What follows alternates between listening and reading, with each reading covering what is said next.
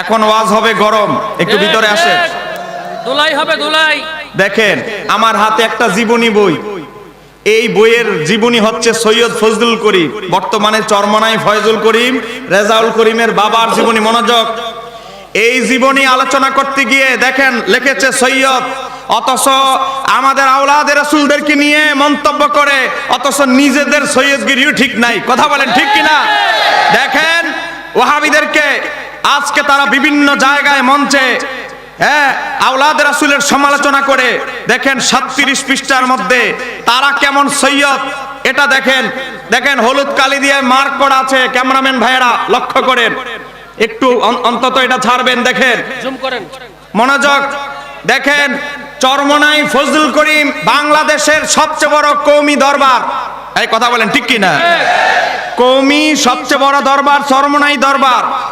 দরবারের কথা বলছি, সংগঠন না, দরবার।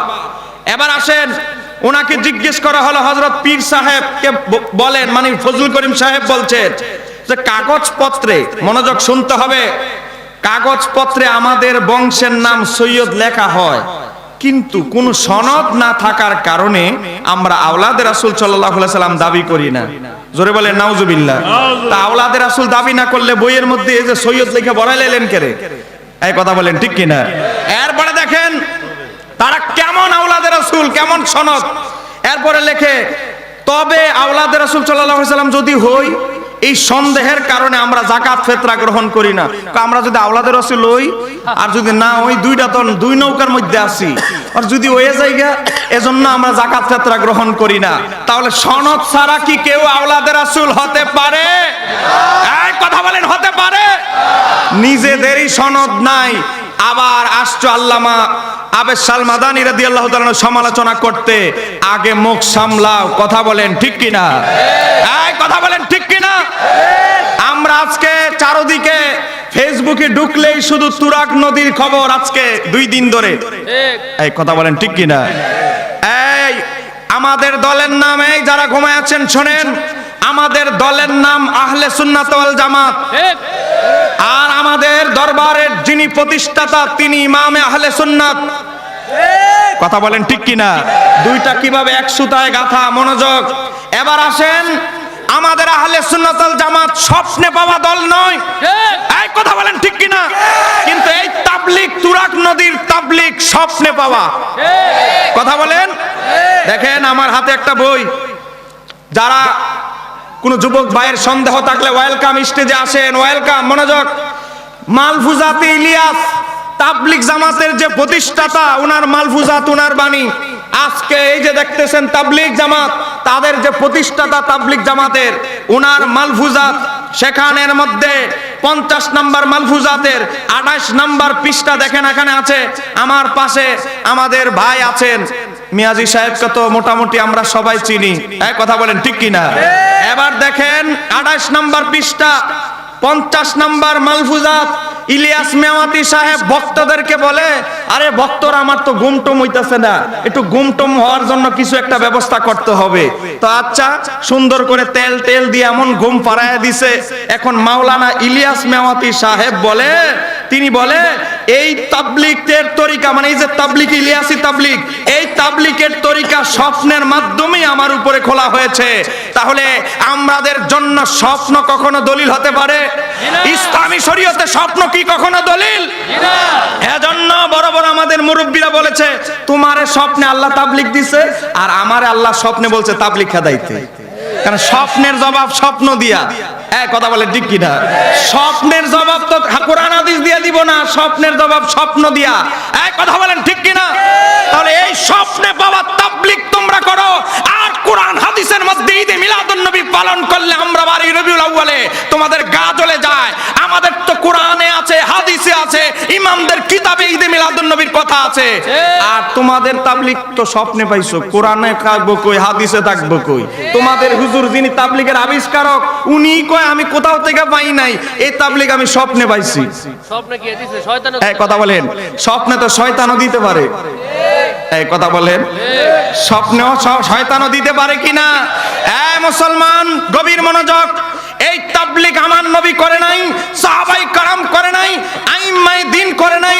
আইম্মায়ে দ্বীন তো দূরের কথা, সাহাবা আউলিয়ায়ে কেরামরাও কেউ করে নাই। এখন এরা এটা বললে ওনারা তো এসিডের মতো, এসিড নিক্ষেপ করলে যেভাবে জ্বলে ওঠে, আমার তাবলীগ পন্থী ভাইয়েরা, কওমি ভাইয়েরা জেগে উঠে। আমি তাদেরকে বলবো, ভাই ঠান্ডা হন, ওষুধ মলম দিতেছি, তবে আমাদের কিতাব থেকে না, আপনাদের কিতাব থেকে।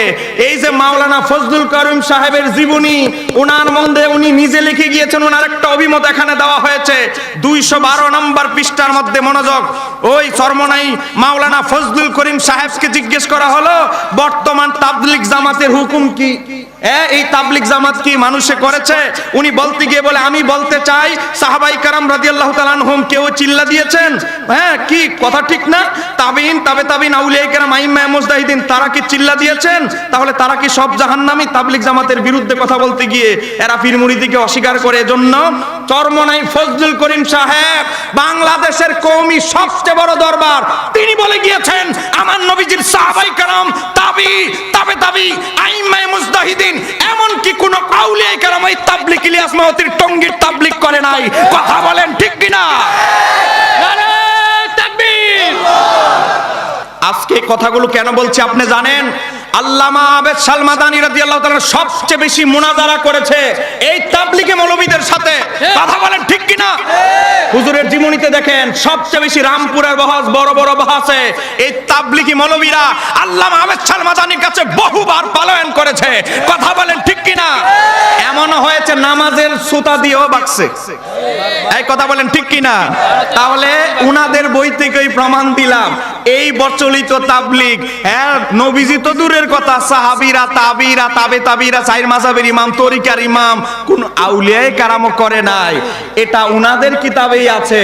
তাহলে মিলাদুন নবী বলার সময়, বেদাত বলার সময় মুখটা একটু সামলায় কথা বলা উচিত। এই কথা বলেন ঠিক কিনা? বেদাত তো নিজেই বড় বেদাতের উপরে আছেন।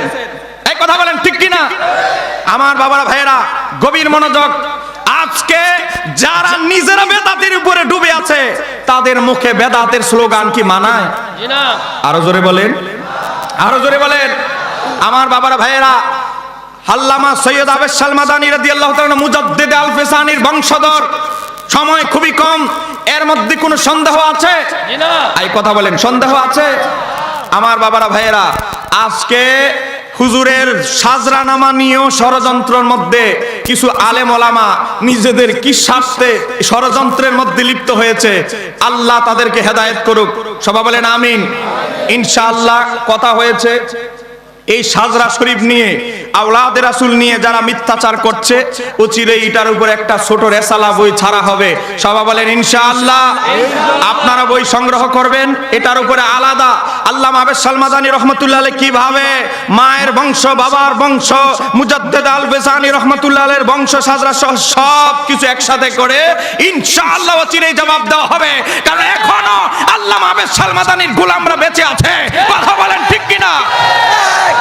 আমার বাবারা, ভাইয়েরা, সর্বশেষ আমাকে এই দরবারের শাহজাদা আমার বাজান মাহমুদ শাহ হুজুর বলেছে যে এই হাজীগঞ্জের আশেপাশে আহলে খবিশ নামক ভাইরাসের উৎপাত বেড়ে গেছে।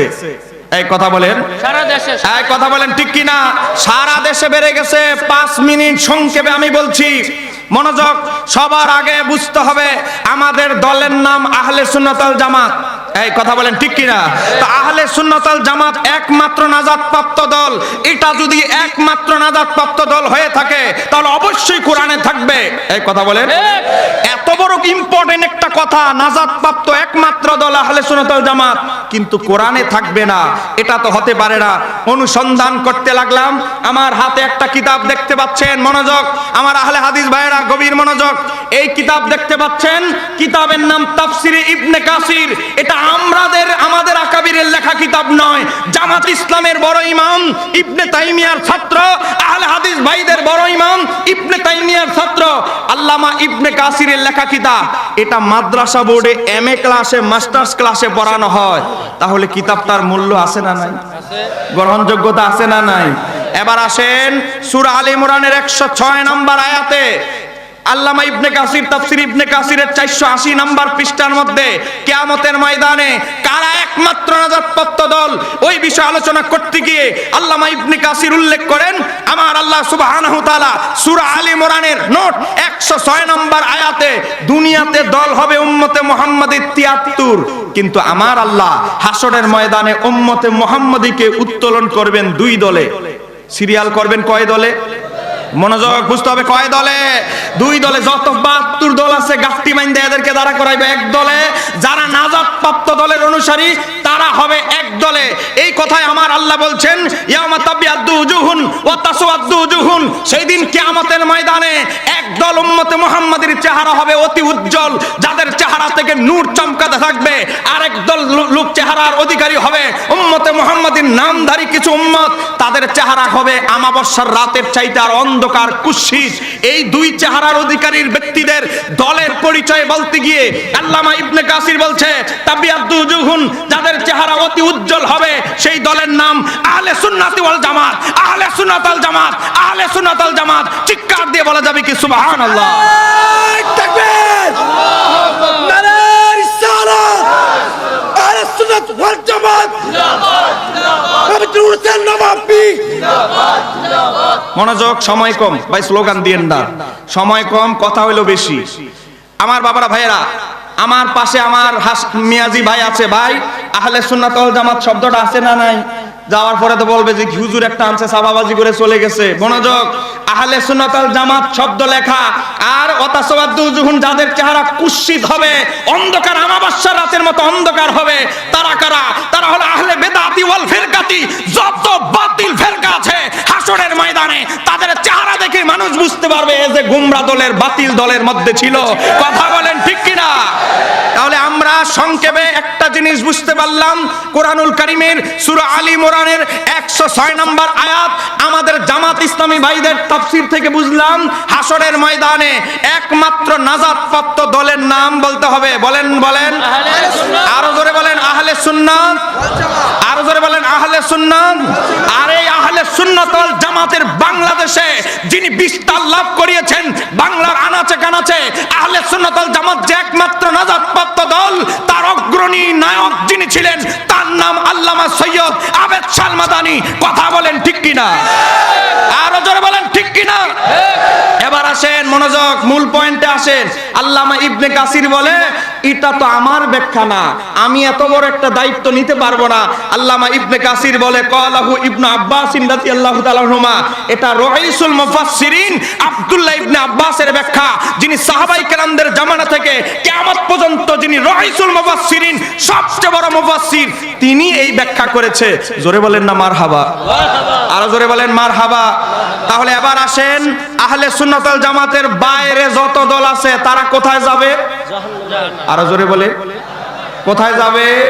তাহলে খারিজি, আহলে হাদিস, অমুক টমুক সমুক যত দল বলেন, এই দলের সাথে আমাদের কোনো সম্পর্ক আছে? আরো জোরে বলেন আছে? 3টা কথা বলবো, শুধু 3টা কথা, কোনো ওয়াজ না, কোনো বিষয়েও যাব না, যেহেতু সময় কম। মনোযোগ, এই কথাগুলো বেশি ফরজ হয়ে দাঁড়িয়েছে। আমার এই মাসে 27টা দাওয়াত, 27টা দাওয়াতের মধ্যে 27 জায়গায়, যেই জায়গায় আহলে হাদিস ঢুকেছে সেই জায়গায় আমার দাওয়াত দেয়। আজকে অনেকে ঘুরেছে, আমি কি ভাই আমার খালি আহলে হাদিস যেন আছে, এখানে দাওয়াত দাও, সুন্নি জায়গায় দাওয়াত দিতে পারো না? কিন্তু আমি আলহামদুলিল্লাহ আল্লামা আবেদ শাহ মাদানী রাহমাতুল্লাহ আলাইহি ফয়েজ নিয়ে আহলে হাদিসদের আকরায় রাজশাহী বিভাগে ডায়েরি দেখেন, রাজশাহী বিভাগে দাওয়াত নিয়েছি, নাটোর, রাজশাহী, চাঁপাইগঞ্জ, নবাবগঞ্জ।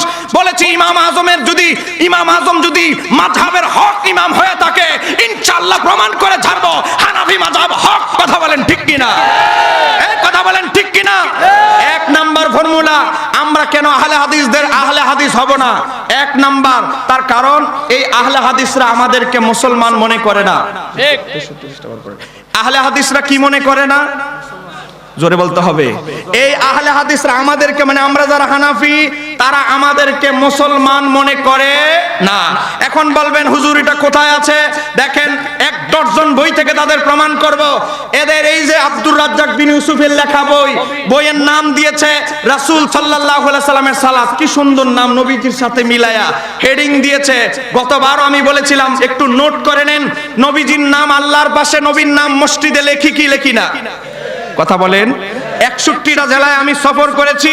61টা জেলার মধ্যে আমি গিয়ে মসজিদের মধ্যে দেখেছি আল্লাহর পাশে আমার নবীর নাম শুধু পৃথিবীতে নয়, হুরদের চোখের মনির মধ্যে, জান্নাতের গেটে, জান্নাতের পাতায় পাতায় আমার নবীর নাম আছে না নাই? এই যে ইমাম জালালউদ্দিন সুয়ুতীর কিতাবের নাম আল খাসায়েসুল কুবরা, সেখানে বিস্তারিত প্রথম খণ্ডের মধ্যে রয়েছে।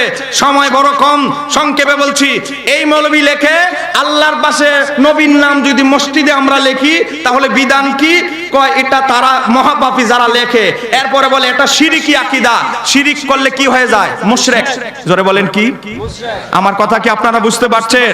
সময়ের জন্য খুব স্পিডে বলছি, মনোযোগ। তাহলে আল্লাহর পাশে নবীর নাম লেখা এটা নাকি শিরকি আকীদা, তাহলে শিরিক করলে কি হয়ে যায়? মুশরিক। এই আহলে হাদিসদের মতে আমরা যারা আমাদের মসজিদ আল্লাহর পাশে নবীর নাম আছে লেখা, আমরা আর কেউ মুসলমান নাই, এরাই একমাত্র এখন মুসলমান। কথা কি বুঝতে পারছেন? এরপর আবার শিরিকের ব্যাখ্যা করে, কি শিরিক শিখছে ফতুয়া দেখে, বলে এর দ্বারা আমরা যে আল্লাহর পাশে নবীর নাম লিখি, বলে এর দ্বারা আল্লাহ এবং মুহাম্মদ সাল্লাল্লাহু আলাইহি সাল্লামকে সমমর্যাদার অধিকারী গণ্য করা হয়। আরেকবার বলেন নাউজুবিল্লাহ। আচ্ছা বলেন, আমার আল্লাহর কোনো সীমারেখা আছে? আমার আল্লাহর মর্যাদার কোনো সীমারেখা আছে? বলতে হবে আমার আল্লাহ কি সসীম না অসীম? তাহলে আমার আল্লাহর তো মর্যাদার কোনো সীমারেখাই নাই। আমরা নবীকে আল্লাহ পর্যন্ত কিভাবে নিব? আমার আল্লাহর যদি মর্যাদার সীমারেখা থাকে তাহলে আমরা আল্লাহকে নবীকে আল্লাহ পর্যন্ত নিব। কথা বলেন ঠিক কি না? বরং তুমি আমার অসীম সত্তা আল্লাহ রাব্বুল আলামিনকে সসীম মনে করার কারণে কুফরি তুমি করেছো। তোমার বউ অটো তালাক হয়েছে, নতুন করে কালেমা পড়ে আবার নতুন কাজী ডেকে বিয়ে না পড়ালে তোমার বউর কাছে যাওয়া তোমার জন্য হারাম। কথা বলেন ঠিক কি না? এক কথা বলেন ঠিক কি না? তাহলে এক নাম্বার, তিনটা ফর্মুলা বলে আলোচনা শেষ। এক নাম্বার, এই মৌলবীদের কাছে আমরা কেউ মুসলমান না। কথা বুঝতে পারছেন? এবার আসেন, এই মৌলবীদের কাছে আমাদের ইবাদত কোন ইবাদত না। এই দেখেন আরেক মৌলবী, জাল হাদিসের কবলে রাসূলুল্লাহ সালাত, মুজাফফর বিন মহসিন, কি সুন্দর নাম, নবীজির সাথে মিলায়া নাম। 28 নাম্বার পৃষ্ঠা ভূমিকা অংশ, পাশে আমার বড় ভাই আছে, এজন্য আমি আপনাদেরকে দেখাচ্ছি, কারণ আমি ভুলভাল বলে গেলে উনি ধরবেন। উনি একজন মুহাক্কিক আলেম, সবাই বলেন মারহাবা। এবার আসেন, সম্মানিত মুসল্লি, আপনাদেরকে বলতেছে বর্তমান সমাজে, ছবি পরে তুলিয়ে, বর্তমান সমাজে যে সালাত মানে নামাজ প্রচলিত আছে তা জাল ও জয়ীফ হাদিস ভিত্তিক বানোয়াট সালাত। আরো জোরে বলেন নাউজুবিল্লাহ। সারা জীবন নাবির নিচে হাত বাঁধলেন, ওয়ালাদ দোয়াল্লিন ইমাম বলার পরে আমিন জোরে বলেন নাই, হ্যাঁ বারবার এভাবে নাচান নাই, ঠ্যাং এভাবে ফাঁকায়া মিয়াজি বাইরে ধাক্কা দিয়ে ফালায় দেন নাই। এই কারণে আপনার যত ইবাদত আছে, আপনার যত নামাজ আছে সব হলো বানোয়াট। আর আপনি যদি মহিলাদের মতো এভাবে হাত বাঁধতে পারতেন আপনার নামাজটা ঠিক আছে। তাহলে এদের সাথে কি আমাদের সম্পর্ক আছে? আর কথা বলেন, যারা আপনার গোটা জীবন, আপনার বাবার পূর্বপুরুষের গোটা জীবনের নামাজকে যারা বলে বানোয়াট নামাজ, আমাদের ইবাদত নাকি বানোয়াট, বাতিল হয়ে গিয়েছে, তাদের সাথে আমাদের কোনো সম্পর্ক থাকতে পারে? আরো যারা বলেন থাকতে পারে? মনোযোগ। এবার আসেন, 2 নাম্বার পয়েন্ট গেল। 3 নাম্বার পয়েন্ট, এই আহলে হাদিসের বাচ্চারা চিন্তা করলো যারা জিন্দা আছে তাগরও তো জ্বালাইতাছি, যারা মারা গেছে তাদেরকে একটু জ্বালাই। কথা কি বুঝতে পারছেন? যারা মৃত্যুবরণ করেছে তাদেরকেও একটু জ্বালাপাড়া করি। এজন্য মৃত্যু ব্যক্তিদেরকেও আমাদের হানাফি যারা আগের বুজুর্গানের দিন, তাদের উপরেও ফতোয়া চালাচ্ছে। এই মৌলভী আব্দুর রাজ্জাক বিন ইউসুফ তার বইয়ের 63 নাম্বার পৃষ্ঠার মধ্যে লিখতেছে, আমার ভাই পাশে বসা ফতোয়া দিতেছে। মনোযোগ, আপনাদের কাছে আমি একটা মাসালা জানতে চাইবো। আজকে যদি কাউকে দাফন করা হয়, সেই তাকেও তার কবরকেও কবর বলতে হবে। 500 বছর আগেও যদি কাউকে দাফন করা হয়, তার কবরকেও কবর বলতে হবে কি হবে না? কথা বলেন। ঘুমায় গেছেন? মাশাআল্লাহ, আমি খুশি হয়েছে, আমার সব ভাইয়েরা টকবগে জ্বলে উঠেছে, সবাই বলেন মারহাবা। মনোযোগ, মনোযোগ, আমার অ্যান্টিবায়োটিক গুলো শুনে নেন। এবার আসেন, এই মৌলবীরা কি ফতোয়া দিচ্ছে দেখেন। দেখেন, আর যদি সে কবর বহু পুরাতন হয়, কবরটা যদি মুসলমানদের পুরাতন হয়ে যায়, মুসলমান মানেই তো শাহজালাল ইয়ামানি থেকে শুরু করে এখনো পর্যন্ত যত মুসলমান কবর দেশে বাংলার জমিনে গিয়েছে সবাই ছিল হানাফি, সবাই সুফিবাদী বিশ্বাসী, সবাই ছিল সুন্নি। কথা বলেন ঠিক কিনা? এজিদ বাহিনী তো কিছুদিন আগে ঢুকেছে। এবার আসেন, মুসলমানদের কবরের ব্যাপারে ফতোয়া দিচ্ছে। কি ফতোয়া দিচ্ছে? আর যদি সে কবর বহু পুরাতন হয়, কয় মুসলমানদের কবরটা যদি পুরাতন হয়ে যায়, হ্যাঁ, হাড় হাড্ডি মাটিতে মিশে গিয়ে মাটি হয়ে যায়, তাহলে সেই জায়গা সাধারণ জায়গার মতো হয়ে যাবে। জোরে বলেন নাউজুবিল্লাহ। এরপর এখানে শেষ নয়, সেই জায়গায় ফল ফসল উৎপাদন করা যাবে, ঘর নির্মাণ করা যাবে, সব ধরনের সুবিধা সেখান থেকে নেওয়া যাবে। একটু জোরে বলেন না নাউজুবিল্লাহ। মুসলমান, বিবেক দিয়ে উত্তর দিবেন। 3 নম্বর পয়েন্ট, মুসলমান, একটা গোরস্থানের মধ্যে 1 লক্ষ মানুষ, 20,000 মানুষকে যদি দাফন করা হয়, হয়তো 2-1 জন অলি বুজুর্গ ব্যক্তি থাকতে পারে যাদের দেহ নষ্ট হয় নাই। আপনারা জানেন কুষ্টিয়ার জমিনে আল্লামা সৈয়দ আবেদ শাহ মাদানী রহমাতুল্লাহ আলাইহির একজন মুরিদ, তার 32 বছর পরেও তার কাফনের কাপড়ে পর্যন্ত মাটি স্পর্শ করতে পারে নাই। কথা বলেন ঠিক কিনা? এইটা থেকেই প্রমাণিত হয় আল্লামা আবেদ শাহ মাদানী রাদিয়াল্লাহু তাআলা আনহু কোন মাপের অলি বুজুর্গ ছিলেন। এই কথা বলেন ঠিক কিনা? আমার মুরিদ দিয়ে পীর চিনা যায়। কথা বলেন ঠিক কিনা? কিছুদিন আগে আমি কুষ্টিয়া মাহফিল করে এসেছি, খবর নিয়ে এসেছি। হুজুর কাবলার সাথে একসাথে আমার মাহফিল ছিল। আমার বাবারা ভাইয়ের, আমি নিজে গিয়ে পর্যবেক্ষণ করে এসেছি। তাহলে আল্লামা আবেদ শাহ মাদানী রাদিয়াল্লাহু তাআলা আনহুর যদি নরমাল একজন মুরিদ, তার যদি এই অবস্থা হয় আল্লামা আবেদ শাহ মাদানী আওলাদে রাসূলের সোহবত নেওয়ার কারণে, তাহলে আল্লামা স্বয়ং আবেদ শাহ মাদানী রাদিয়াল্লাহু তাআলা আনহু এই রওজা শরীফে শুয়ে আছে, উনার মাকাম নিয়ে কোনো সন্দেহ আছে? উনার বেলায়েত, উনার মাকাম, উনার পজিশন নিয়ে কোনো সন্দেহ আছে? এই বাংলার জমিনে আল্লামা আবেদ শাহ মাদানী রাদিয়াল্লাহু তাআলা আনহু যখন কোন মুনাজারার মধ্যে যেত, ওয়াহাবিদের পায়খানা হয়ে যেত, প্রস্রাব বের হয়ে যেত, শরীরের যত পানি আছে সব বের হয়ে যেত। কথা বলেন ঠিক কিনা? সবচেয়ে বড় পাওয়ার ছিল, সবচেয়ে বড় পাওয়ার ছিল রুহানি পাওয়ার। যখন একজন ওলি বুজুর্গ বাতিলের সাথে মুনাজারা করতে যায়, ওলির রুহানি তাওয়াজ্জুতেই ওয়াহাবিরা অর্ধেক পরাজিত হয়ে যায়। এই কথা বলেন ঠিক কিনা? আমার বাবারা ভাইয়েরা, মূল কথায় আসি। তাহলে কি বুঝতে পারলাম? একটা ইহুদি, একটা খ্রিস্টানও চিন্তা করে নাই যে মুসলমানদের কবরের উপরে চাষাবাদ করো, মুসলমানদের কবর সাধারণ জায়গার মতো হয়ে যাক। আমার বাবারা ভাইয়েরা, ফসল উৎপাদন করতে গেলে ট্রাক্টরের প্রয়োজন আছে না নাই? কথা বলে, ট্রাক্টর লাগবে না? তাহলে এই হুজুর ফতোয়া দিতেছে কবরটা যদি পুরাতন হয়ে যায়, তাহলে ওটার উপরে ফল ফসল উৎপাদন করা যাবে, ট্রাক্টর চালানো যাবে, সাধারণ জায়গার মতো হয়ে যাবে। এটা বুঝেন সাধারণ জায়গা? সাধারণ জায়গা মানে এখানে টয়লেট দেওয়া যাবে, সাধারণ জায়গা মানে এখানে যা ইচ্ছা তা করতে পারবেন। একটু জোরে বলা যাবে কি নাউজুবিল্লাহ? আরো জোরে বলেন নাউজুবিল্লাহ। তাহলে সর্বশেষ একটা কথাই বলবো, পৃথিবীর যত বড় বড় ইমাম জালালউদ্দিন সুয়ুতী, ইমাম ইবনে হাজার আসকালানী, ইমাম মোল্লা আলী কারি, যত পৃথিবীর ইমাম পৃথিবীতে এসেছে, প্রত্যেকেই কোনো না কোনো ইমামের মাযহাব অনুসরণ করেছে। কথা বলেন ঠিক কিনা? এই যে আমার লেখা কিতাব আমি কেন মাযহাব মানবো, সেখানের মধ্যে আমি 360 জন মনীষী, মনোযোগ, সিহা সিত্তার ইমাম থেকে শুরু করে 360 জন ওলিদের জীবন এখানে দিয়েছি। তারা কে কোন মাযহাবের ছিল, এমনকি আহলে হাদিসদের মরমৌলবী নাসিরউদ্দিন আলবানী, তার পিতার নাম নূহ নাতাজি আলবানী, সে পর্যন্ত সারা জীবন হানাফি মাযহাবের অনুসারী ছিল এবং হানাফি মাযহাবের উপর ইন্তেকাল করেছে।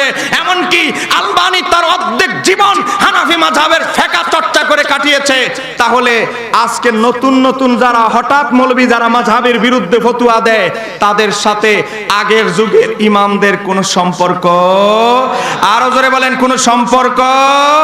সর্বশেষ আমি বলবো, আল্লামা আবেদ শাহ মাদানী রাদিয়াল্লাহু তাআলা আনহু আমাদেরকে যে তাসাউফ দিয়েছেন, যে মাযহাব দিয়েছেন, যে আকীদা দিয়েছেন, যে তরিকত দিয়েছেন, তার উপরে আমরা আছি। কথা বলেন ঠিক কিনা?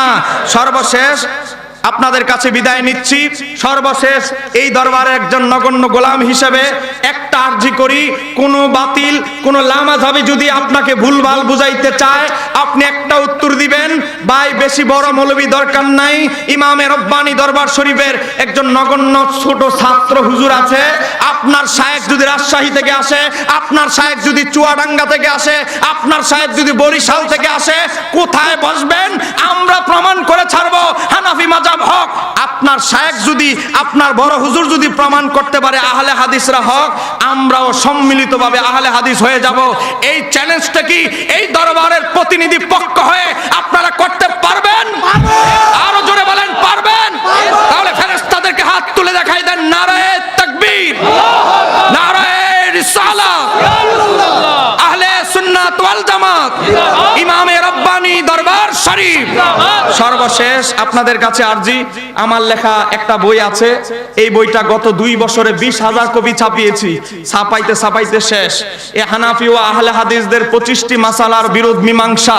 এই বইয়ের মধ্যে আহলে হাদিসদের এই যে রাস্তাঘাটে আপনাদেরকে গুতুর করে আমিন জোরে বলতে হবে, বুকের উপরে হাত বাঁধতে হবে, হ্যাঁ আঙ্গুল বারবার ইশারা করতে হবে, তারাবি নামাজ 8 রাকাত, জুমার আগে সুন্নত নাই, ফরজ নামাজের পরে মুনাজাত নাই, জানাজার পরে নাই, এখন আবার বলে দাফনের পরেও নাই। মোট 25টি বিষয়ের সমাধান, 150 টাকা আপনারা নেবেন। আর একটা আমাদের এই দরবারের দাদা হুজুর কেবলার পীরজান, যিনি অন্যতম ছিলেন কাদিরিয়া তরিকার আল্লামা জফরউদ্দিন বিহারী, উনার ক্লাসমেট বন্ধু ছিলেন আল্লামা মুফতি আমদাদ আলী আলা হযরতের খলিফা, উনার লেখা বাহারে শরীয়তের 16 নম্বর অনুবাদ। এটা হচ্ছে সুন্নতের বইয়ের নাম, আচরণ বিধি, খাওয়া থেকে দাফন পর্যন্ত যত সুন্নত আছে, কবর জিয়ারত, কোরআন তেলাওয়াতের সুন্নত, বিবাহের সুন্নত, অনুষ্ঠানের সুন্নত, স্বামী তার স্ত্রীর সাথে কিভাবে ব্যবহার করবে, যত সুন্নতের মাসালা আছে সুন্নত, এই বইটার মধ্যে আছে। আপনার সন্তান, বিবি, স্ত্রী, মেয়ে তাকে দিবেন। এটার দাম 250 টাকা। আমি এখানে সংক্ষিপ্ত আলোচনা শেষ করলাম। আসসালামু আলাইকুম ওয়া রাহমাতুল্লাহি তাআলা ওয়া বারাকাতুহু।